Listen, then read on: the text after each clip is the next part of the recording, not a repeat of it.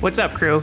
Welcome to Filming in Progress, the show that takes you backstage into the world of local businesses and the people who make them shine.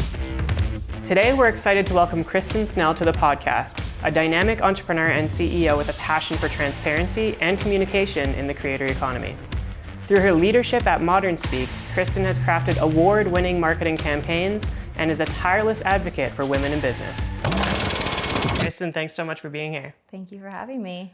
Why is influencer marketing so important?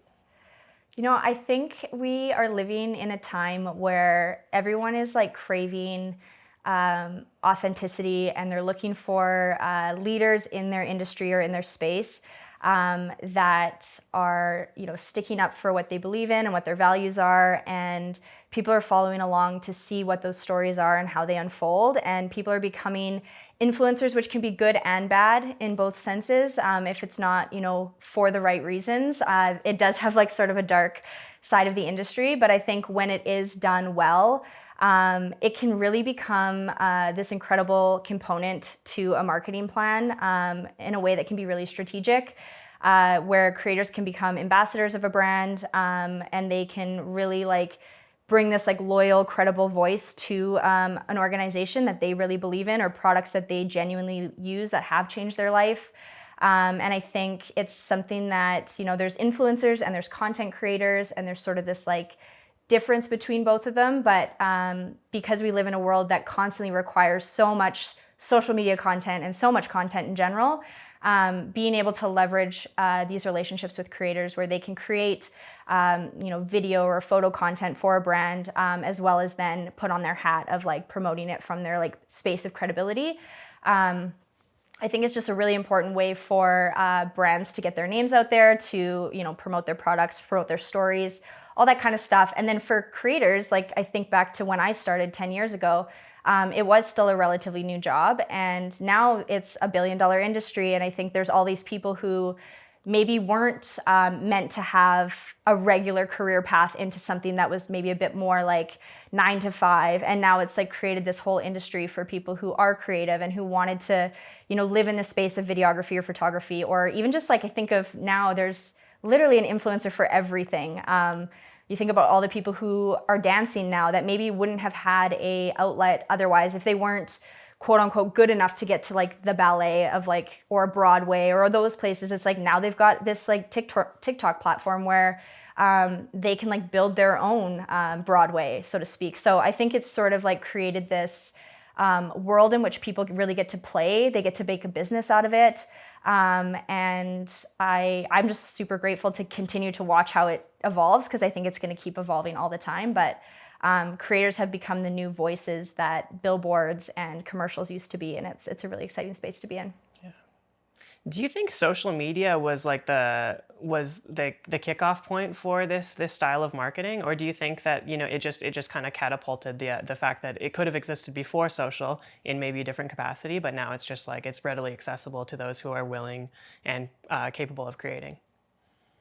I love that question. I think because of just what social has, the way that it's allowed people to interact in real time, has made it probably more possible and just easier than any other kind of outlet would be. But I think influencers have always existed.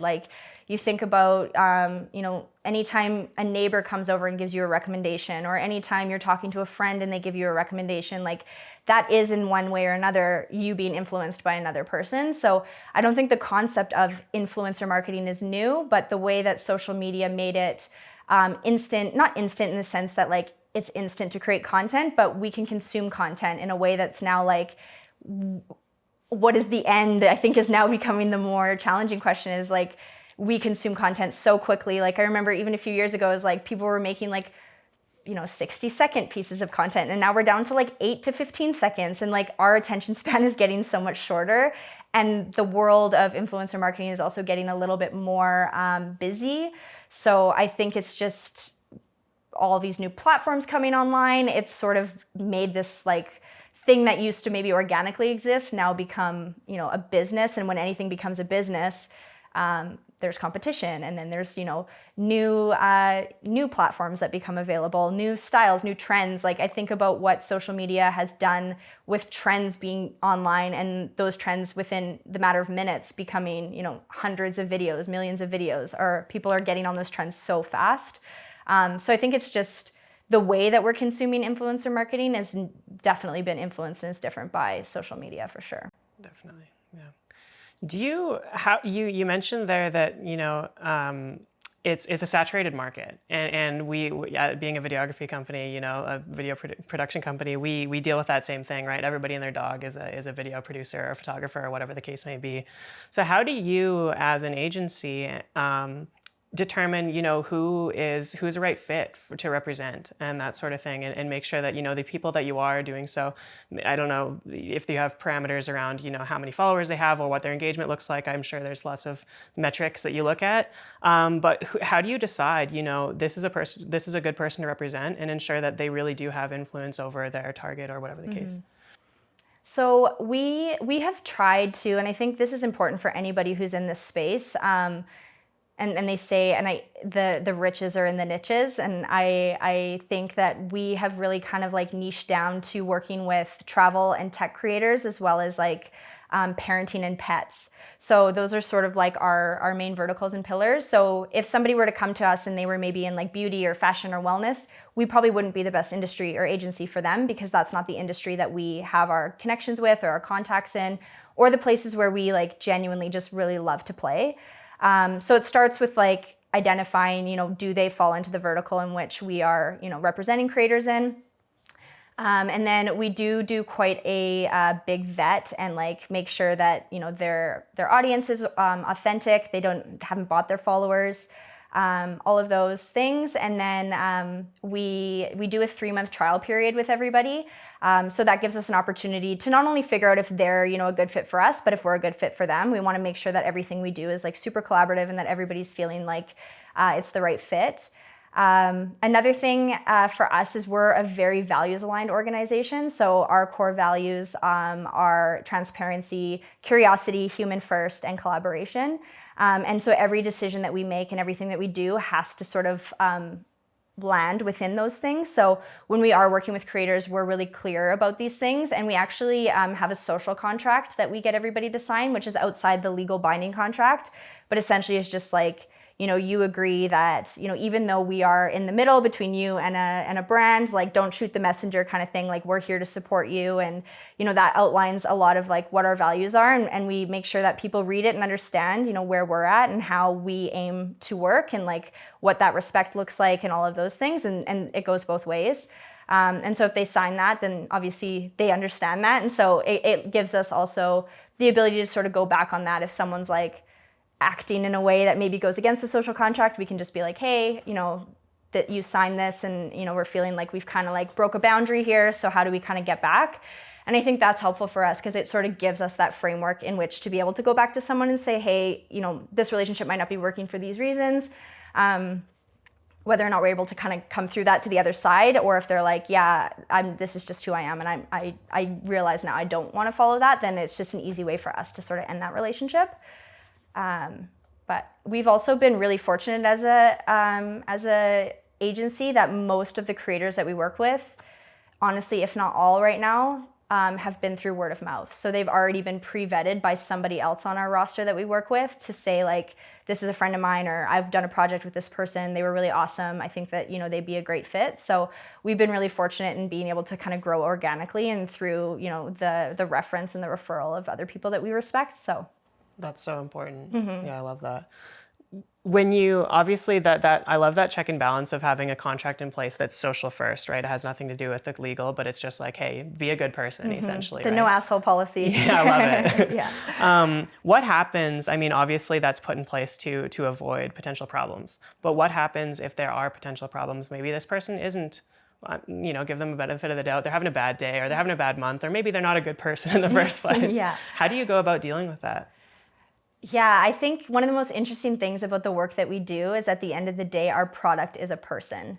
And so unlike other products that maybe are inanimate, we have, personalities. And like you said, there's bad days and there's good days and there's, life events that happen and all kinds of things that are so outside of our control all the time. And I think that's why like the human first became one of our values, is that we always want, and same with curiosity, is we always want to approach things from this perspective of asking questions, finding out more, not making assumptions, and just really approaching everybody like you're a human. And at the end of the day, I think we all understand like life happens and we're not saving lives. Like this really is social media. So I have to also remind myself of that sometimes. But it does happen, and there are situations where I think, if somebody is acting in a way that's putting our agency's reputation at risk, then to me that's like an immediate conversation for one, but likely an immediate like end of contract, which has happened. I think it's just important to bring it up right away so that things don't fester and like get awkward. It's like, how can we, talk about what happened right away, which again, the social contract's nice because it really does outline most scenarios that we have come across. So we're able to say, hey, like this happened, just wanting to like have a conversation about it, giving people a chance to like, say their side, see if they're willing to be accountable for what happened. And then if, things don't go the way that you hope they do, and, someone's not willing to be accountable or, apologetic or really like own what happened and kind of resolve it, then I think, for us, it's an easy way to say like, this isn't going to work.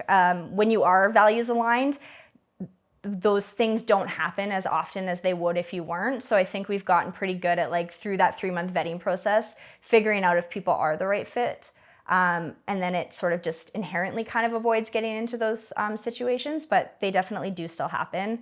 And it's unfortunate when like, because we are an agency that represents multiple creators, if one person puts the brand at jeopardy with our agency in jeopardy with another brand, it can have an effect on everybody in the organization. So we do take it super seriously especially when stuff like that happens, or if somebody posts about something that is like really unbrand friendly, or like an opinion that maybe is like really controversial and inappropriate.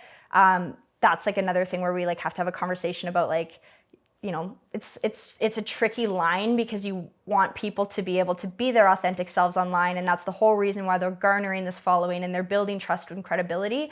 But then there's like this other side of like, yes, but now you're saying stuff that like a lot of brands aren't going to resonate with. And so you're going to probably lose out on some opportunities to be included in certain brand partnerships, because a lot of brands are doing background checks now and like making sure that like people's content is really brand friendly and aligned. Otherwise they just can't, partner with people. So we're really mindful of like trying to work with creators who, are really just creating really amazing content and telling really beautiful stories, and maybe aren't getting as much into like the controversial side of things, just to kind of like avoid, not to say people can't have opinions, but it becomes a really interesting balance when you try and navigate all of that together. Yeah, without a doubt. I think that's super interesting. And we see it day in and day out, right? Brands dropping partnerships because of something that was said on social or whatever the case may be.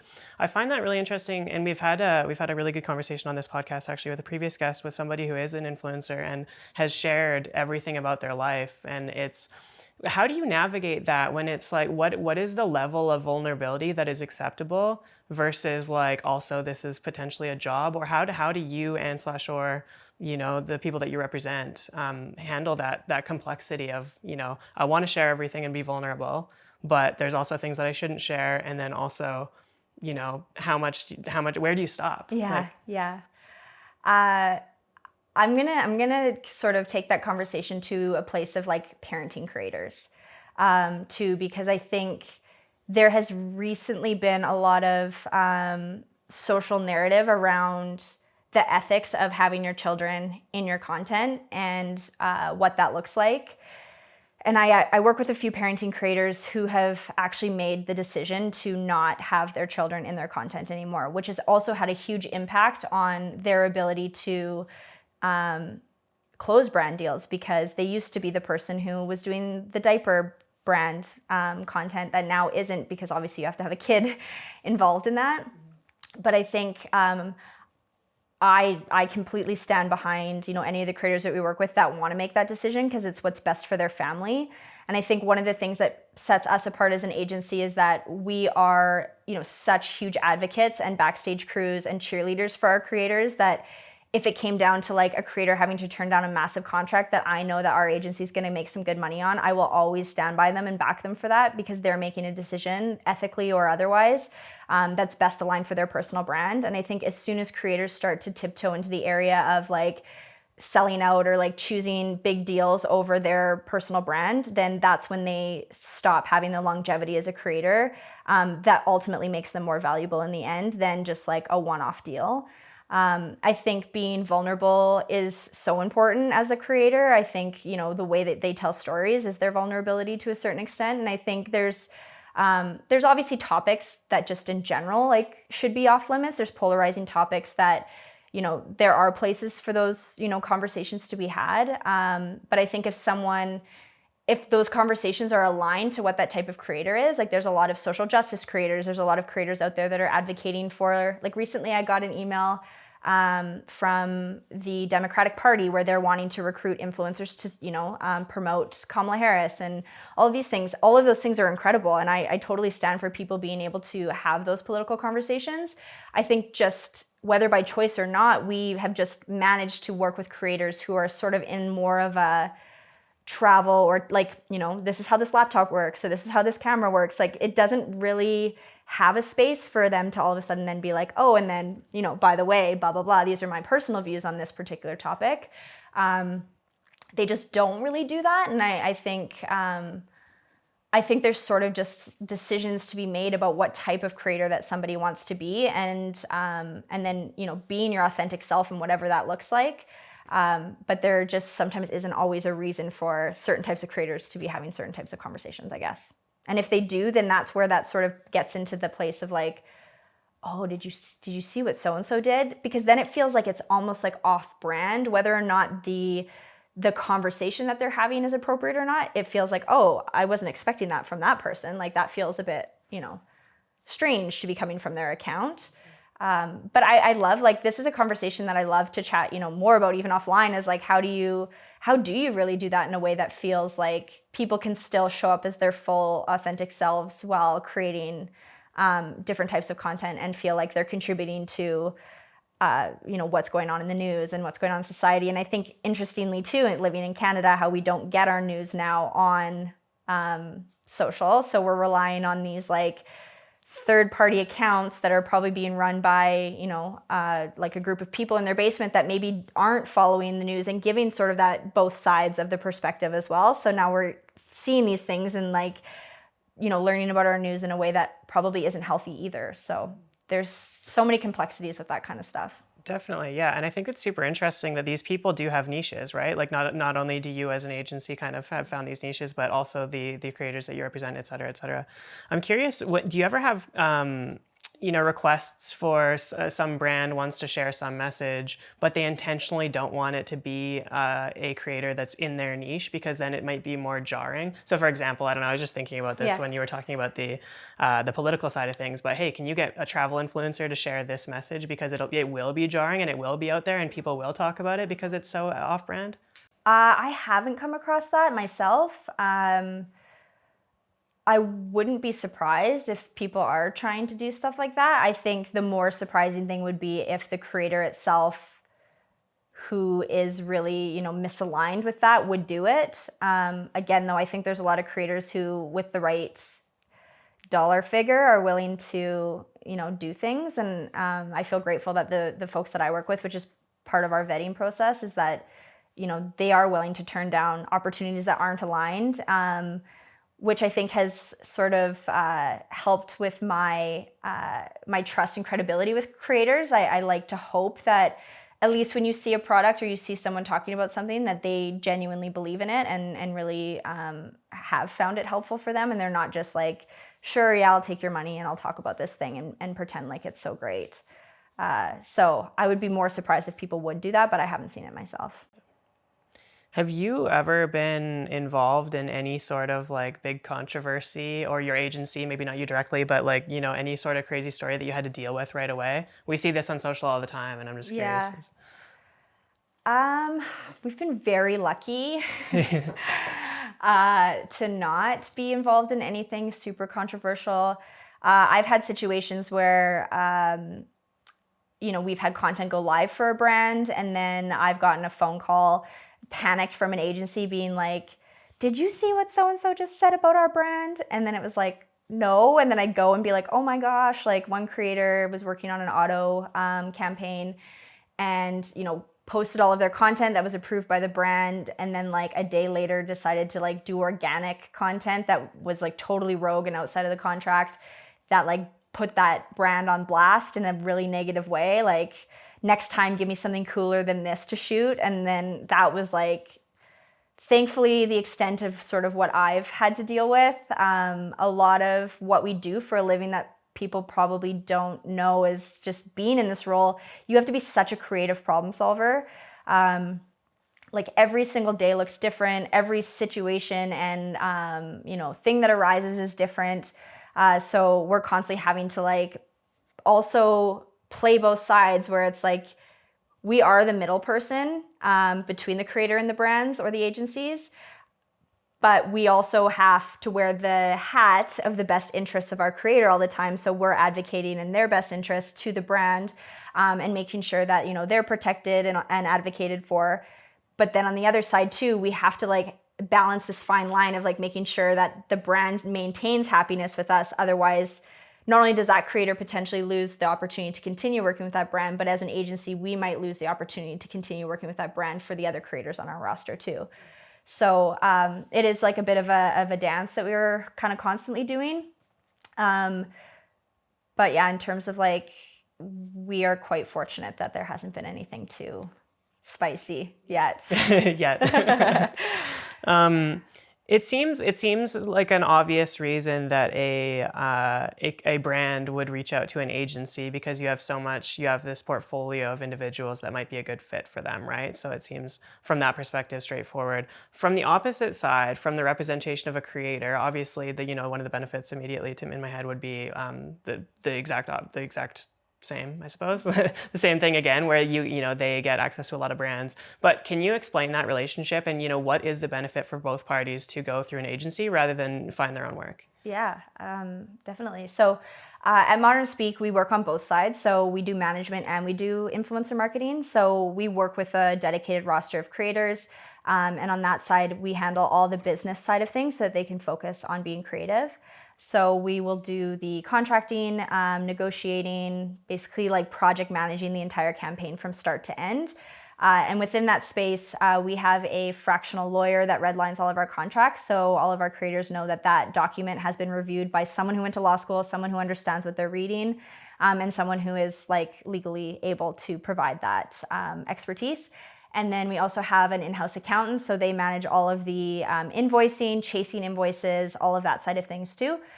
So just even from that perspective, if you think about being an individual creator who is trying to, be creative, film, edit, all of that stuff, and multiple projects at one time, and then having to chase your invoices, having to create your invoices, having to find opportunities for yourself, having to do like some of the campaigns that I've worked on are hundreds of emails back and forth before it finally gets to a place where you're like, and here's what you have to do. So it's just like, it's like having an extension of your team that is doing all of the administrative stuff so that you can just put all of your time and resources and energy into the creative side of things. So I think for a lot of creators, that side is really beneficial for them. If not, then on top of the fact that like we have built, a connection of agencies and brands who do come to us for opportunities and casting calls, which then we can put them forward to. So there's that. And then on the influencer marketing side, we do work with brands to help them build out their influencer campaigns.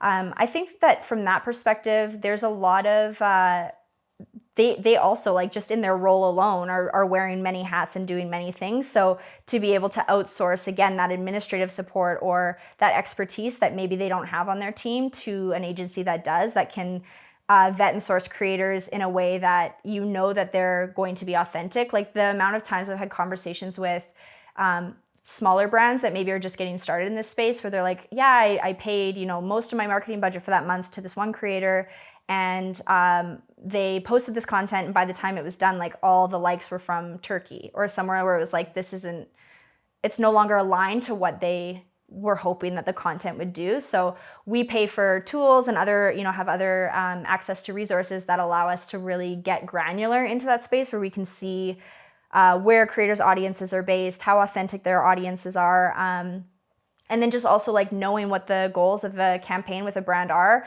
We can then brainstorm, like, is this a content creation piece that like maybe you don't actually need an influencer, maybe you need a really great video that can then have some paid ad spend put behind it, or maybe you do need an influencer but you need someone who is like really niche into this area. So I think it's just like having an extension of your team to like brainstorm and get strategic about how all of those things look can be really helpful for both sides.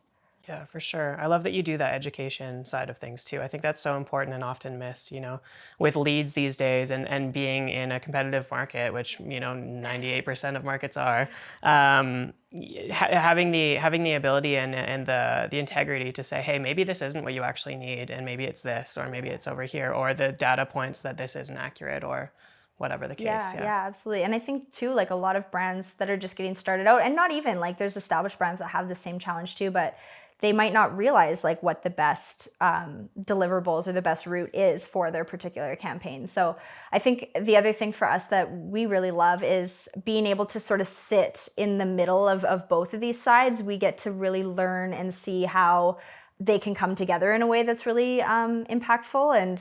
And we recognize that a lot of brands don't have big budgets. So what we're really trying to do too is get really strategic with like partnership opportunities. So we do a lot of this with travel destinations where the tourism board might not have the biggest budget, but there might be a tech company that does have a big budget. So now how do we bring these two together and say, X tourism board just cover, the travel costs that you would anyways. And then the brand will come in and they'll pay the creator fees. And now they get their product shot in a really cool place around the world. And the destination gets to be showcased in all of that as the really cool place in the world. So we're trying to sort of make sure that we can find opportunities that make it so that more people can be involved in this industry too, whether that's through education or finding those smart opportunities for multiple people to come to the table. I think a lot of brands feel like influencer marketing is almost like off the table for them because they can't afford it or because it's complex and they don't know how to work through how to make that opportunity work for them. And one of the things that we're really trying to do is like be there as that person that can help them make sense of it and to make it affordable for them, because there are so many different types of creators out there who are willing to do things for different dollar values, and sometimes for one person, value means something different for another person as well. So just figuring out like how do you find those win-win partnerships with everybody is something that we're really like excited about always doing, matchmaking and all that kind of stuff. Love it. Yeah, I think that taking off that business side of things for these creators is so, I don't want a blanket statement and say not all creatives aren't great business people or vice versa, but often we see that too in our industry, and it's just, it's complicated to deal with all those things, and really you should be focusing on what you're good at. So it seems like you fill a great gap there. So how did you come up with the idea in the first place? Like, how did you identify this gap in the market? Yeah. Before I answer that too, I just want to make a statement sort of about what you said before, that there are a lot of agencies that manage and represent influencers out there. So it's not anything new or unique in necessarily what we're doing, but I think in some of the ways that we do it, it is unique. And for any creators out there who are looking for management, I think a really important conversation to have with your management agency is around transparency.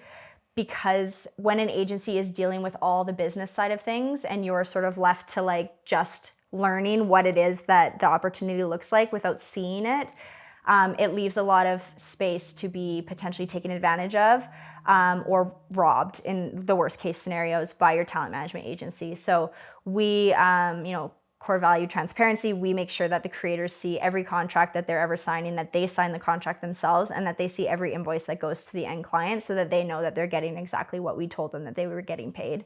Because it is a commission-based industry, so there's a lot of double dipping that happens in this industry that can be at the disadvantage of the creator if they're not paying attention or knowing what to look for or keeping an eye on things. So I just wanted to add that in as well, so I think it's important.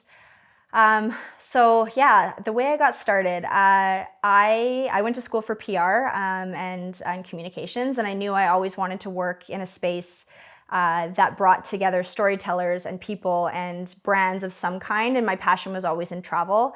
So when I was in university, my dream job was to work for Travel Alberta, and so I started to work my way through the jobs leading up to that opportunity at Tourism Calgary, and then eventually did get a job at Travel Alberta where I was working with storytellers. So at the time it was still early days, but it was when like YouTube and Instagram started taking off as platforms for narratives and for sharing of that type of content. So I got to work with some of the biggest travel creators in the world at the time, and I was working with their managers and sort of learning by proxy just what questions to ask and how to navigate what a brand partnership looks like from the talent side.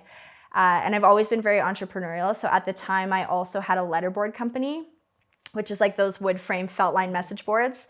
And around the same time, I was doing this off the side of my desk, and I knew that my job at Travel Alberta had an expiration date because it was a mat leaf cover. So I was always thinking, like, what am I going to do after this? And I started reaching out to some parenting creators online and asking them if they would promote my letterboards. And this was like 10 years ago. And you know, at the time they had like 50 to 70,000 followers, which was like a lot for then.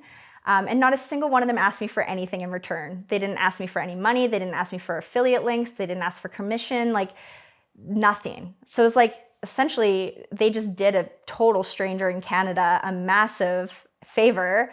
And it really like stuck with me in a way that made me feel really uncomfortable. So I reached out to all of them afterwards and I was like, why did you do that? Like, you don't owe me anything. You don't even know who I am. And they were like, well, we like the product and we're doing, all these deals with some of the biggest brands in the world. They listed them all off to me. And I was like, and they're not paying us, so why would you? And I was like, oh, okay, well, that's not okay. So I basically just offered and volunteered based on the fact that they did me a favor. I'm like, I'll reciprocate by helping you figure out what your rates are and walking you through your next few brand deals so that you can see how this conversation goes and what this looks like. So I did that, and MODERNSPEAK letterboard company turned into an influencer management agency almost overnight because they were just like, you can never go. Like, we need you. And one of my, the things I'm most proud of in my career is that one of those creators, I still work with her to this day, working together, we were able to like completely change her family's life, like going from, not charging for brands to having like a 3-year, 6-figure, multi-year deal with Target, like things like this, where it's just like, essentially MODERNSPEAK started as a way for me to advocate for primarily at the time, women creators who were staying at home with their kids and trying to like make a go of this, and just had that missing piece of like, how do I really take it from here to, monetization? And they, obviously did most of it on their own, but I was just there to kind of like support and facilitate behind the scenes. And yeah, that was like 7 years ago that we officially like launched as an agency. And now we like work with some of the biggest brands in the world, and we work with some really incredible creators across North America, and it's really exciting. No doubt. Congrats. Yeah, that's really cool. I think it's cool to hear, that you are creating value, that you almost, you don't mean that you stumbled into it, you know what I mean? Like, obviously there was a lot of things going on behind the scenes, but you were creating value and realized that you were creating value before, whereas often businesses I find are, the idea of I can create value, but it doesn't stem from that beginning first step that I already did, right? It's really cool. Yeah, it was great. It was like a bit of like an accidental entrepreneur sort of story, but and I think it was always rooted in the right intentions, which I feel personally really grateful for, because it also then feels really aligned for my personal brand, that it did come from a place of like just genuinely caring and wanting to help, and then that like lent itself to now having a successful agency. Mm-hmm. Yeah, well, I think that foundation is so important, right? Like too many businesses are focused on profit first, and obviously there's a million other things that are important, right? Yes, people over profits. Yeah, but doing good, right? Yeah, 100%. You said that you were always entrepreneurial. and letterboard, and you kept the same name. That's really interesting. Yeah. But what was it like, if you were to kind of identify early stages of entrepreneurship, or even as a kid, or as you were growing up, what were those things that you were doing that you were like, maybe could identify now looking back that was an early stage of entrepreneurship or founding? And maybe it's entrepreneurship and maybe it's ADHD because I feel like at least like a lot of my friends who are entrepreneurs also are like a bit on like the ADHD spectrum, where I think we're like constantly trying to find something that keeps our attention and engages us for long enough that like we can keep pouring ourselves into. And I think from a young age, I was like totally the type of kid who had lemonade stands, who would like paint rocks and sell them, who was always trying to figure out like, if I was putting time and energy and resources into something and it turned out okay, like, is there a way for me to either sell it or like have it be a conversation starter? So I've always been very extroverted my whole life, and just found that like that became such an exciting piece for me to want to start my own business, where I could like really go out there and advocate and talk for what I was wanting to build and what I was doing with people, which turned out to be really helpful. But before the letterboards, I had a few other things that were really just like product-based drop shipping. I would end up in Market Collective and all those different kind of marketplaces sort of like across Alberta. And I think my entrepreneurial efforts before MODERNSPEAK probably were a little bit more hobby-based. Like, I don't think any of those ever in my mind I was like, oh, and this is going to be my thing. I think they were all, stepping stones leading up to what the true thing ended up being. But I was so inspired when I was at those marketplaces because I was meeting people who were also entrepreneurs in Calgary and other parts of Alberta, but that was their thing. And they had like found something that was like not a trend, that was something that could become a business. And I was like learning and talking with those founders. And I think that was also really inspiring for me. But I knew that if I ever was going to get into something that truly felt entrepreneurial and like truly felt like a company or a business, I wanted it to like have meaning, and I wanted it to be something that I could get a lot out of. And so this sort of accidental transition into, what MODERNSPEAK is now was like, oh, this is it. Like, this is now the company, the business, and one that like is going to constantly evolve and give us the ability to like add new services and eliminate services based on where, influencer marketing continues to move. So it feels kind of like the real version of a company versus maybe like the hobbies that preceded it. There's so many people. I love that you said every business or everything that you did in like leading up to MODERNSPEAK was a stepping stone, was what you said. And I love that idea. And I feel like there's so many individuals who are kind of along that journey right now. Maybe they're going from stone to stone, for example, right? And they're really trying to figure out, they know they want to be a founder, they know that they have what it takes, or they think they know that they have what it takes, whatever the case. But they're just not sure, what that thing will be, or which effort will become the actual business. Did you know when you started MODERNSPEAK that was going to be the one, or did it feel like it was another effort in the right direction? I think I knew, but I don't think I knew right away. Because it sort of happened so fast and furious, and I was alone at the time doing it, that I was probably in that sort of like tunnel vision phase that a lot of founders find themselves, where you're just like getting by day, being like, and what's next on my to-do list? And you can't see it from a perspective where you're looking down at the whole picture. I don't think I was able to get to that point until a few years in, where I brought on like my first, team members to help me. And then it was sort of like, as they took off some of those tasks that I was doing, I could kind of get further and further away to be like, okay, and now you're looking at sort of this plan and like, how do all of the pieces work together to continue to,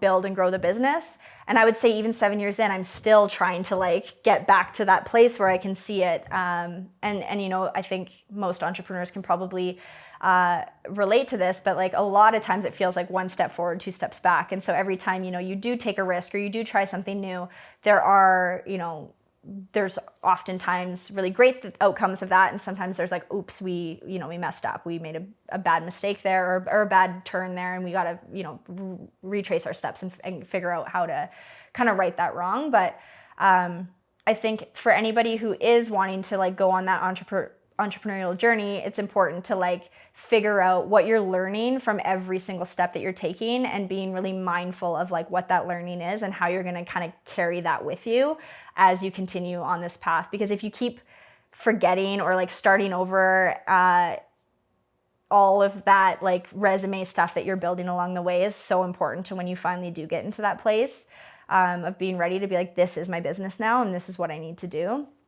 But I would also say, I still like, I see MODERNSPEAK as being, it for me right now, but like I have other ideas that I'm constantly thinking of. I was like, oh, this also goes with this. So like, I'm kind of constantly looking forward to like what else might, work together within, the two organizations. And I'm working on a software as well that kind of like ties all of this together. But I think that one of the biggest things, and I never did it with MODERNSPEAK, it sort of just happened kind of organically, but something that I know I have to do with the software, and it comes less organically and then it feels really uncomfortable and hard, is like validating that idea and like actually like vulnerably putting yourself out there to people and being like, hey, what are your pain points? What are your challenges in your business? And like figuring out if like the product or service that you're offering actually is going to help people versus just yourself. And I think I'm building this software where I've built it to work for our agency, and I've held it so close to my chest for so long that now that I'm like ready to bring it out to the world, it's like, have we gone too far? Have we done too much that other people don't operate their businesses in the same way that we do? So I think that validation part is so important, and it's so important to do it early, and it's so important to just put yourself out there to people and say, look, this is what I'm working on. What do you think? And feedback is a gift. And I think that's probably some of the best business advice I've ever been given, is like, feedback is a gift. And it's hard, like, for people who put themselves out there and be like waiting for like hoping that you don't get a negative response, but being comfortable if you do. I saw this TED Talk recently that was talking about this guy who went out and like purposefully got 100 rejections, because every single time he got a rejection, he got an opportunity to like find out more about why he was being rejected. And rejection can be hard, but it's so important early on, because it will like really like make your life so much easier in the long run if you know exactly what you're building, for who you're building it, and like what that customer really actually needs. Because if you're building something that you think people want, you're gonna not succeed, like blatantly probably, because you got to figure out who your customer is. For sure. Do you think that's a common issue these days when people are building something, whether it be a product or service or whatever the case, that they do hold it too close to their chest, and then when they do, then maybe they're striving for perfection or whatever, right? And then they put it out and it's like, it's a big wake up call. Oh no, I've spent X amount of time doing this and nobody cares. Yeah. I've heard stories of it. Yeah. I don't know like stats around how common that is or not. But yeah, I think it does happen. Or like sometimes I'll think of an idea and I'll be like, okay team, like we're going to do this. This is brilliant, da da da. And I'll like kind of like download on them, and they're like, oh, you mean like da da da? And then they'll like name a service or a company. And I'm like, oh wait, what? That's a thing. But I think if you were to be working in like a silo by yourself and be getting so into this idea and obsessed with it and not letting anyone around you know, you might be building the duplicate of something that already exists that maybe you didn't know about. And while, there's room for other, similar things, you think about Uber Eats and, DoorDash, and like all those are essentially the same thing that they compete with against each other. It is important to, and like, not go around and tell every single person in the world what you're working on. Obviously, I did that with my software, and it's, caused some challenges with now, competitors getting to market faster than me, when I was like so loose-lipped about it on like Clubhouse and all these other things back in the day. But people that you trust, or people who are, that could be your early adopter customers, like those folks that are out there that, you have relationships with, that you feel like you can trust to talk to about what this thing might be. Not everybody's a builder, and not everybody wants to be a builder. And so if you can find people who don't want to be builders and build them something that they can use to change their workflow, those people are going to be grateful to you because you built them something that they wouldn't have otherwise had. And then they get excited because they get to be part of sort of that early journey of helping you build it and giving you that feedback and helping you make it what it is. And then that's kind of like a feather in their cap to say, like, I was, the early, one of the early adopters to this company, and I got to like kind of frame how it looks. I think people get really excited about being able to do that. Yeah, just being involved, right? It's kind of community building. Even if they're not, like you said, even if they're not the builder themselves, at least they have input, they have a bit of a stake, a bit of a say, and that probably translates into a long-term customer realistically as well, right? Yeah. Do you think there's certain like characteristics or something or anything along those lines in regards to people that are builders? Sociopaths. Love it. Just kidding. I don't know. I think like I can speak for myself and some of the traits that I have that I see that show up in my, entrepreneur traits would be like, I'm really stubborn. I have a hard time like throwing in the towel. I think like anybody who's, been on this journey, you're always going to come up against roadblocks. And I think being able to not take no for an answer and be a creative problem solver to figure out like, okay, if I can't do it this way, then how am I going to do it? I have to find another way. So I think people are always having to problem solve and also just like truly be passionate and believe in what it is that you're building and that you're wanting so badly and so much that like the idea of giving it up is like truly heartbreaking, that like you wouldn't want to have to give it up. I think people who also go down this journey are probably people who don't necessarily do well with working underneath somebody or building something for somebody. They want to like have that flexibility and maybe be able to work from, remotely or wherever it is. Just like it's a lifestyle choice, and it could be, it's a grind when you're starting. And like I work, like 20-hour days. Like sometimes like it feels like, I worked this whole past weekend. And so it's not for everybody. And some people do want to have more of a balanced life where they know that they can, go in, do their job and leave and not have to take it home with them. And I actually like deeply am envious of those people, because I don't think I'll ever live another day of my life where I don't take my job home with me.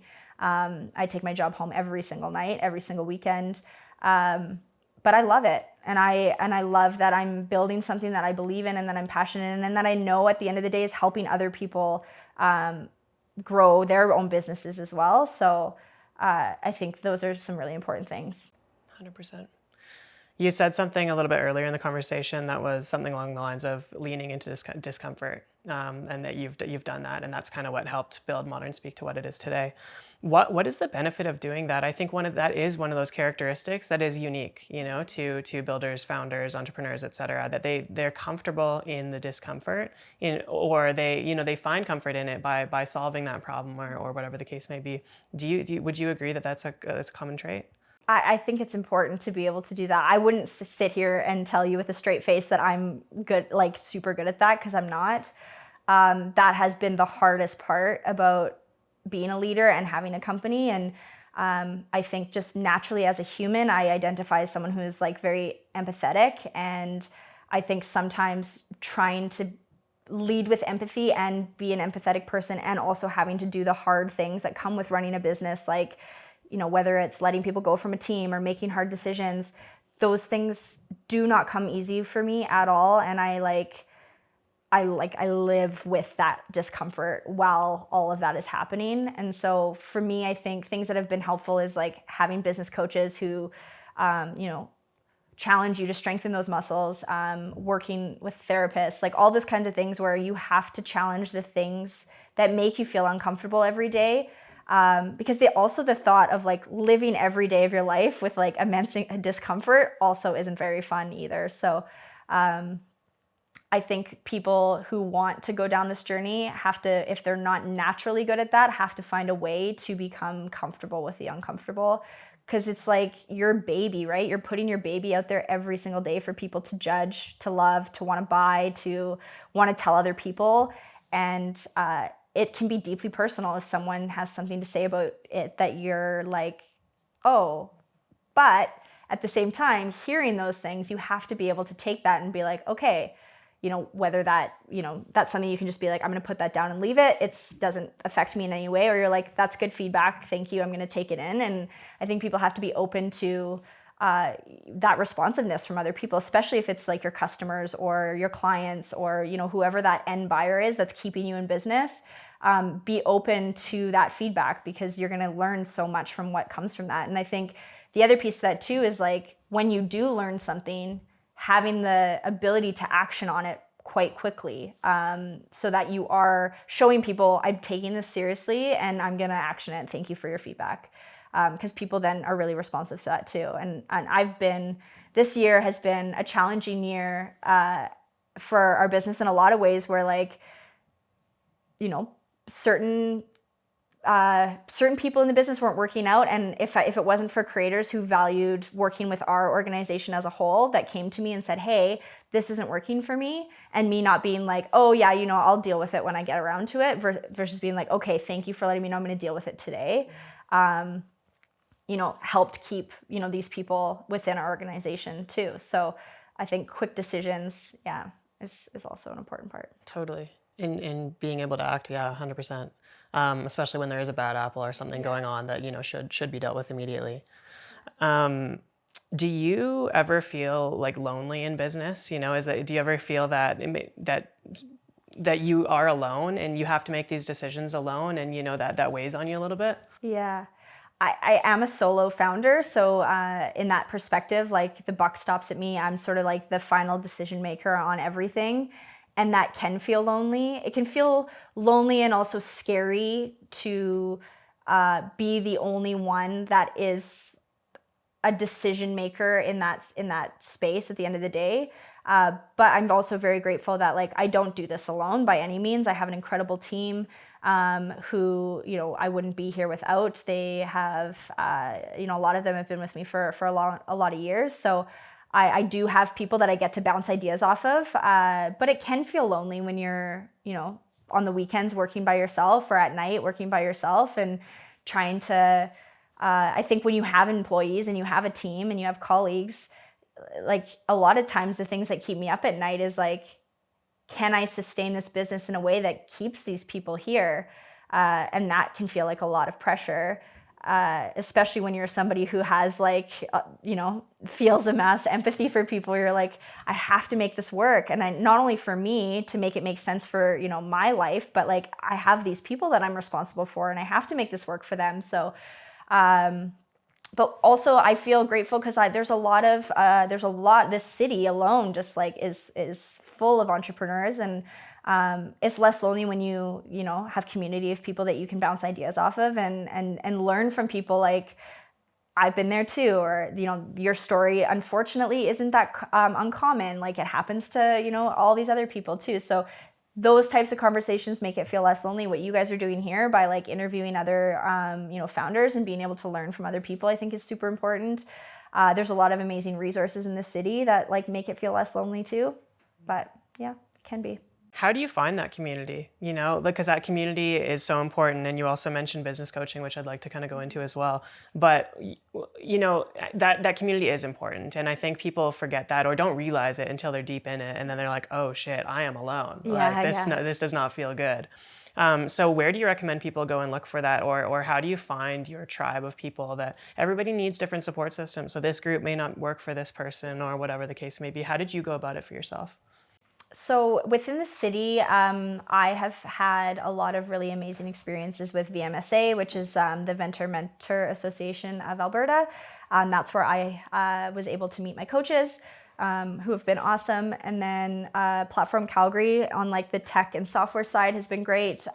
They host a ton of events that bring founders in the tech community together. So being able to meet people in that industry, because for me and like starting a software, that is like now a whole other community that I have to build and a whole other world that I'm unfamiliar with. So being able to have that resource has been awesome. On the influencer and agency side, I'm fortunate to have really close relationships with a lot of creators that I work with. And while, some of the conversations I can't have with them, there is still this sense that like they also have their own businesses that they're running. So I'm able to kind of, have exchange of ideas with them over that. And then there's a group called Women in Influencer Marketing that has like thousands of members.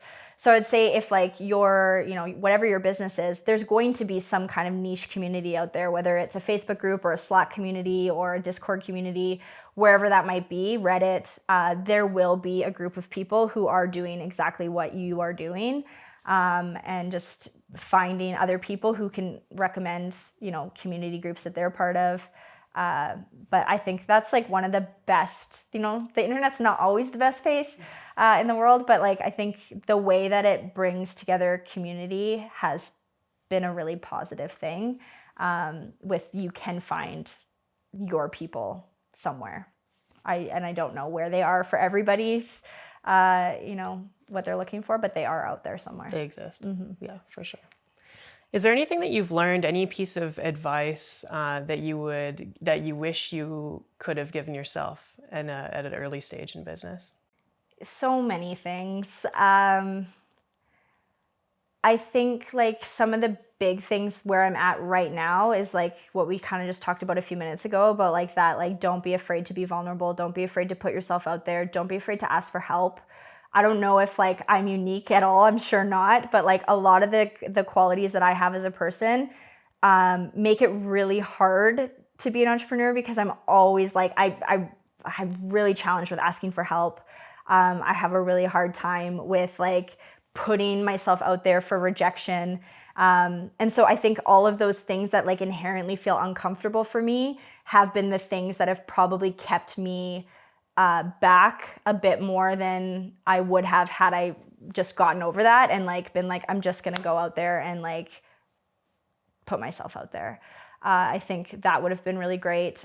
But also then at the same time, like I've gotten to where I am doing the things that I've done, and I'm not disappointed that I've had to learn some hard lessons on the way. But I think it's important to also just, as often as you can, take that step back and just look at how things are going. I think too many people get stuck in like this zone where they've got their blinders on and they're looking at something and they're not seeing what else is going around. And I've been caught in that place a few times now, where once you do this and kind of step back a bit, you're like, oh my God, how did I not know that all of these other things were happening around me that are now fires that I have to put out, or whatever it is. And then just, like find your community early and soon. And not to say that that's like every single person in that community, but like finding people within a community that you can really trust, that believe in you and that want to like cheerlead and advocate for you and help you build what you're building. Because as much as there's lots of builders, there's lots of non-builders, but non-builders want to help the builders. So finding those people is really good too. 100%. I think a lot of those things that you're mentioning too, like, asking for help and being uncomfortable and those sort of things, they're a muscle, right? They're a trained muscle. So the more you do them, the easier they become. Yeah, definitely. I think back even like 6 months ago to now, like some of the uncomfortable conversations I've had to have, it's like every single time you do it, it gets easier. But I think you just also you also learn from each of them. So you get yourself more to a position where like, I might not make some of those same mistakes again. So that's helpful too. Definitely. Where do you personally get fulfillment out of what you do every day?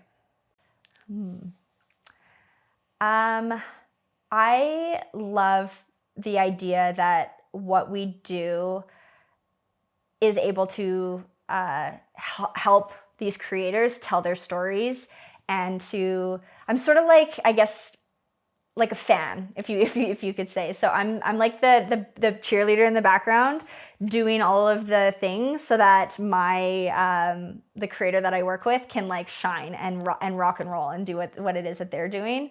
And I get a lot of fulfillment out of that. I get a lot of fulfillment out of being an agency that is transparent and that is like doing everything that we can in a world that is often kind of shady and like wild, wild west, where there isn't a lot of rules because it happens so fast and so quickly, that we are trying to change the narrative in a way. influencer marketing has like a lot of people have a bad taste in their mouth from influencer marketing. A lot of creators have a bad taste in their mouth from bad agency relationships. So for me, it's like creating this world that is really transparent, is really honest, is really open, is really like trying to take the feedback that I'm learning and the things that I'm hearing from everywhere and like trying to be better and trying to be an agency that people can come to and trust, and that is a place that can be a resource for them. And if there are creators out there that maybe they aren't ready for management, we can still be someone that they can come to and ask questions and find out, how do I get to a place to, want to have to need a manager and all that kind of stuff. So I would love, like, as the business continues to grow and like I bring on a team that can continue to kind of build those pieces, and I can kind of step away. Building a software that gives transparency to creators is something that I'm super passionate about. And then also being able to like do more stuff like this, where like I can kind of talk more about, what I'm seeing and what my experience is. And make the internet and make influencer marketing like something that people really see as like a really important part of their marketing strategy, and like less like when I talk about it and some people roll their eyes. I'm like, less of that, more of like, oh yeah, tell me more. I've heard some good things about it. I think we want to be more of like, what are the good things? I love that. I think it goes back to what you were talking about earlier in a bit of a different light, but the education piece, right? And sharing experience, as you mentioned, and that's what this is all about. So 100%. What's coming down the pipeline for you? I know you've mentioned a little bit about the software, so let's dive into that a little bit. Sure. And in general, what's coming down the pipeline? What can people get excited about? Yeah, so software is called Digitote, which stands for Digital Tote Bag. And the way that the software came about was 3 years ago. I've been working on it for so long. About 3 years ago, I unexpectedly lost my older brother to a fentanyl poisoning, which happens far too often and is a conversation for another time, but really unexpected and really devastating. And I was just getting going with the agency and was so busy, and there were so many campaigns and creators and things happening. And I almost lost the business entirely because I couldn't focus on my personal life and what needed to happen there while also maintaining all of these campaigns and all of the touch points and everything that needed to happen to keep that business going. And so in that moment, I realized that influencer management is such a high touch job. There's a lot of hand holding. There's a lot of administrative checkpoints and a lot of like, just like reminders and nagging, like, hey, this is due on this date. Don't forget, da, da, da. And like doing that for one campaign with one creator is a lot, but then doing it across multiple creators who are doing multiple campaigns, it's like 30 hours a week for one individual to try and like do all of that work. So when I got back from that personal time, I was like, I'm going to dedicate as much time and energy as I can into trying to build something so that people can truly step away from their desk and not have to worry that like something's on fire.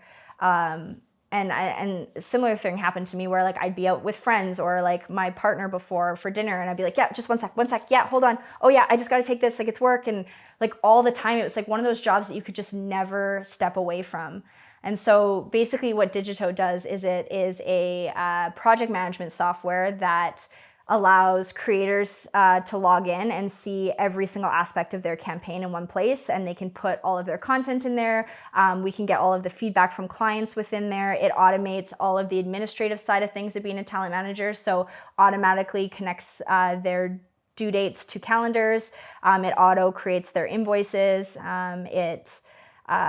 It just does like the administrative stuff, so that also then as talent managers, we can spend more of our time on revenue generation than being stuck in like the weeds of the admin, which is a win for everybody. You know, as an agency, we make more money. As a creator, they make more money.